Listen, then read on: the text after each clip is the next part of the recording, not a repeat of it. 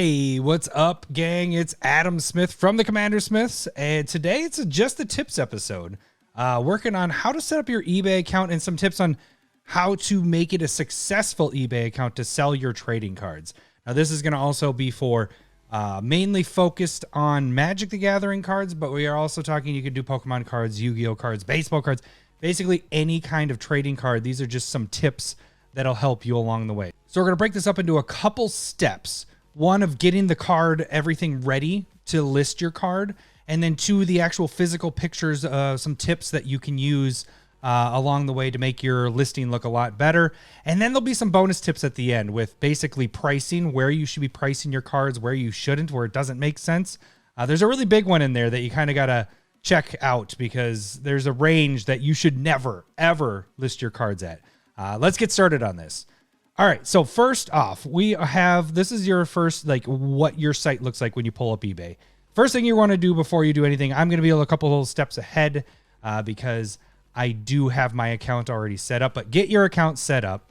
Once you have your account set up, I'm just going to get rid of that little tab there. You can click on My eBay, go to the tab there and go to Sell It. Now, you guys are going to be starting from scratch. Most of you are going to be starting from scratch. But if you aren't starting, if you're just starting from scratch, you're going to want to do a listing. You're going to want to click, let's say listings here. I do active, but you'd start with create listing. Let's see how we want to do that. If I create the listing, okay, tell us what you're selling. So in this, you could do Magic the Gathering cards. So we'll do this in this scenario. Magic, there it is. So it pops up right away. You can click that. Magic Gathering, and you just want a card. We're not doing lots. We're just doing a card. And then search. So then we got toys, hobbies, collectible cards, individual cards. So this is what we're looking for. Okay. So this is loading here. So this is find a match. You can actually type in what cards you're doing and all that stuff. Continue without a match. Let's do it that way. It's going to be used. Continue the listing. So this is just starting from scratch. What I normally do is I just copy and paste my old stuff. So, okay, this is the menu that I want to get to, and I can show you my previous stuff. So this is a blank form of what we have here. So why don't I pull up what I have and we can just kind of follow along. So if you've made a template, I suggest you probably get a template going. But what I actually do is I go off of all the cards that I've already listed. I go to listings, active, and then if I'm making a new listing, I will scroll down so you can see all the cards I have listed here. But I'll click on this if it's similar to this. Like if I'm selling a Secret Lair Beetle and Grimm's thing, or even just a Secret Lair showcase thing, I'll go after this one. So then I'll click on Sell Similar. In this case, what we're going to do is we're going to click on this, and we're going to revise listing so I can kind of show you. So as you can see when this pulls up here, we have a similar layout to what your basic model would be here. Yeah, everything's kind of filled in, but that's what I wanted to show you, that this is basically the same. And I do not do any of these clicks, the gallery plus and all that stuff. Right now I do have pictures in there. So there's just pictures of the last step. That's the part that you'll do with your phone. I know there is ways you can just basically do this and scan with your phone and it's easy and simple. You could do it that way. I feel like the way I do this makes this stand out, and I will sell my cards at a higher price. Even if there's cheaper cards, it's because I'm showing the actual card, whereas the other ones will be stock photos. Okay, so let's get moving. Let's start with the title. So this title, I go, 1 times whatever the card name is. If it's foil or non-foil, I will put in non-foil. I'll do, do I have enough there? Yeah, I do have enough. So I'd go non-foil. Now there is a little bit of a problem with that is a lot of times it still says foil. So when somebody's searching for a foil card, the non-foils will show up. But I do like to say what kind of foil, or if it's not a foil, or if it's a, what was the other one? Gilded foil. I'd like to put what kind of foil it is. We have all these different printings now. And then I will do a times space one. So we have the 1 times here because most people don't search for that way anymore, but they used to do it a little bit more. If you're looking for 2 of them, if you're looking for 3 of them, 4 of them. It was more for like modern stuff and all that, 4 cards for one for your deck. But this is just how I've always done it. This is kind of my spacing of telling you what the card is. Then I will say what it's from. So this is a Beetle and Grimm's Showcase, Secret Lair, Magic the Gathering, MTG, and then your rarity. You could put these in any order. Sometimes I have the near mint up here, and sometimes I have the Showcase or the Secret Lair there. But just have at least this, your grade, the foil, the name of the card, and the set that it's from, because that's mostly what people are searching for when they're looking for a specific card, especially a special one like this one, Old Gnawbone. This is from a special Secret Lair. You can get the other one for 1/3 the price, but when people are looking for this particular card, they want to know, they will type in Secret Lair or Showcase. So you throw in some keywords if you have enough room. Again, you only have 80 characters there. I never add anything with a subtitle. As you saw from before, we already got this filled out, but let's go through that again. You click on this, it's toys and hobbies if you're going totally manual, and then you're going to go to collectible games and cards, and we are doing individual cards. Now, if you're selling a bunch of them, like a lot, I do that sometimes, or if it's like a tribal deck or whatever, or tribal cards, I will do a lot of cards, like 10 cards or whatever. Okay, so then you got the game, Magic the Gathering. It is not graded unless you've graded yours, but it will make you choose this. And then you get into, so this is the wrong thing. So this is going to help right here. Card type. It is not an artifact. We are talking about a creature. So creature. Fill in as much of this as you can because it does help with fitting in with the categories. The set, Secret Lair, card condition, what the name of it is. I don't fill anything there. Features. This one's foil. It is green, it is mythic, and foil finish. Okay, so now the next part. Okay, so I do click the used. It is brand new, pretty much. I mean, could I click new? No, yeah, so it is pretty much used there. Oh, no, I didn't even click that. Now I did. I don't even think I can unclick that one. That's all right. So then we get into the title. This is kind of one of your more important things, I feel, and that's why I was saying is I think mine stand out a little bit. So this solidifies to people what they're buying. This auction's for, and it's not really an auction, I guess it is, because I don't ever do auctions. It's more of buy it now. But it's for one. You do what kind it is. This is a foil, Old Gnawbone in mint, and I do like to have this in bold as well. So I missed that. Condition from the Beetle and Grimm's Here Be Dragons Secret Lair series. Or if it's a set, I will put,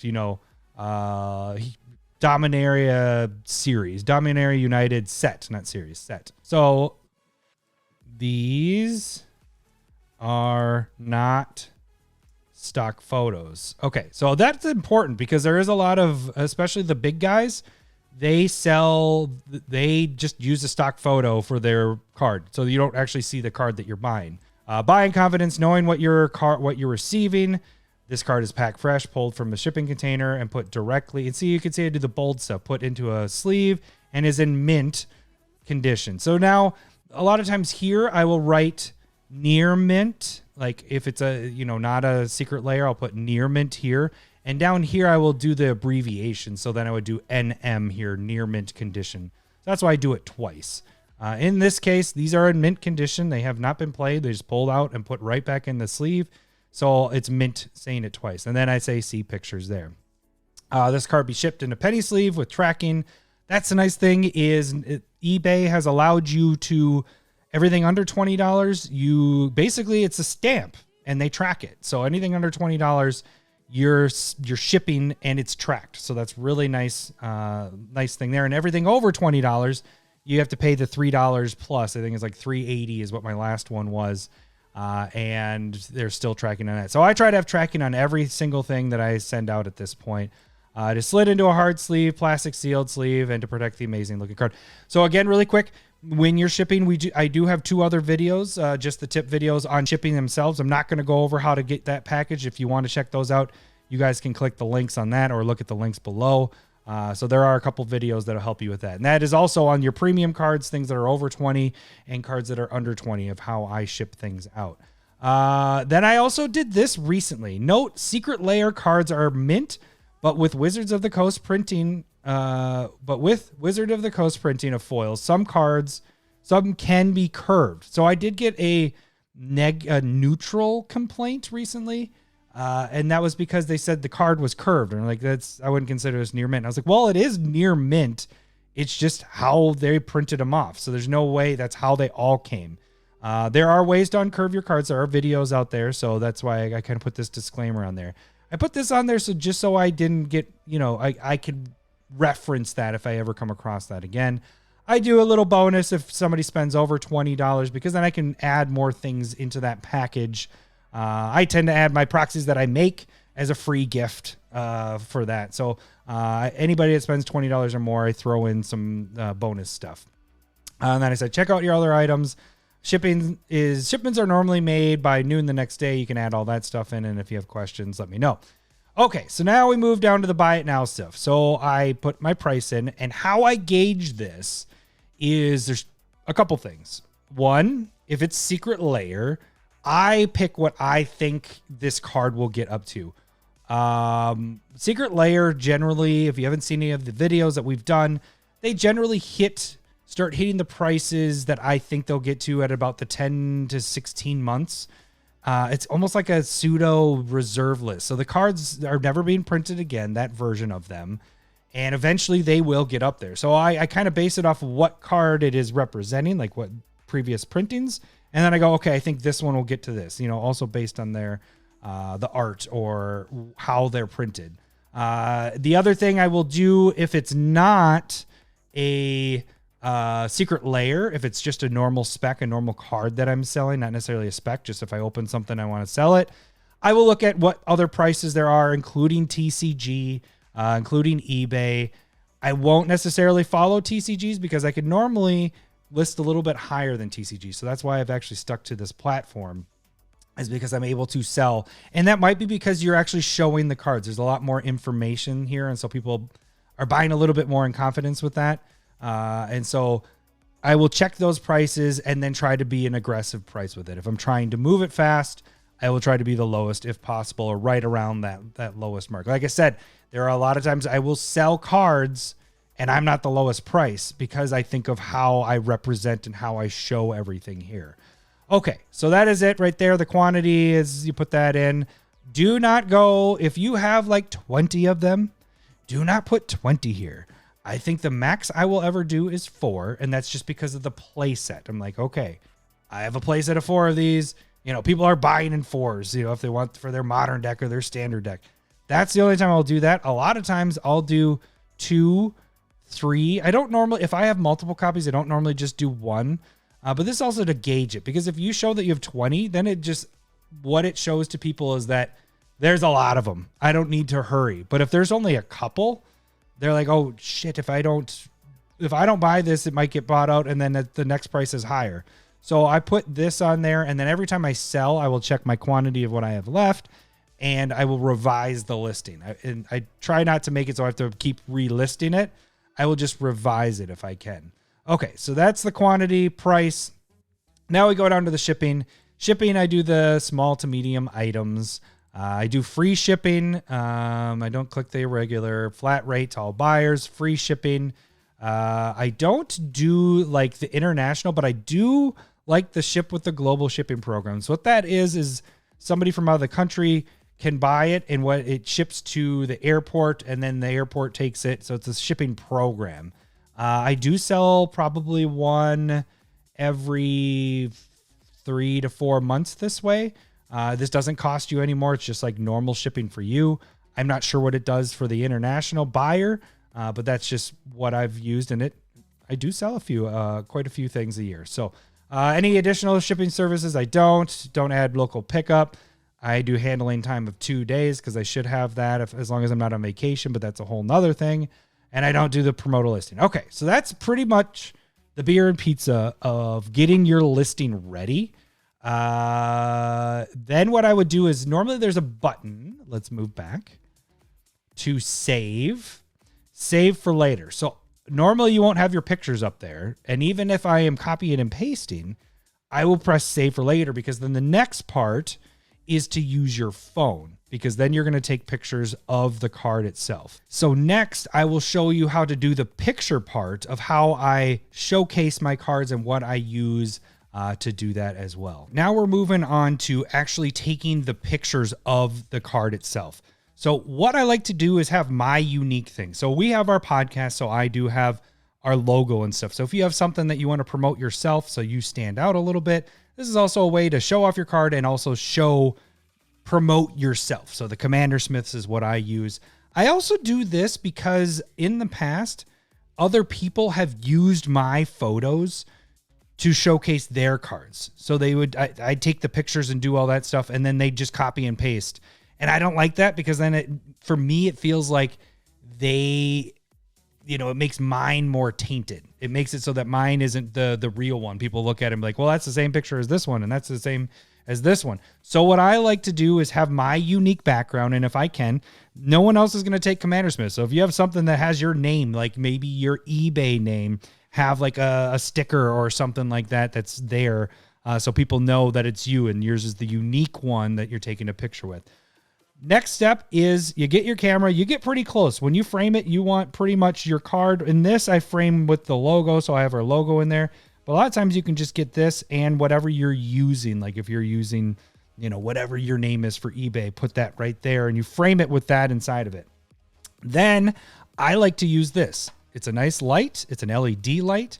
And the reason for it is I will hold it up while I'm taking the picture and I will get it. See how you have that shine there with the foils? Even with non-foils, it really pops the card, makes it so people can look at it in a detailed fashion.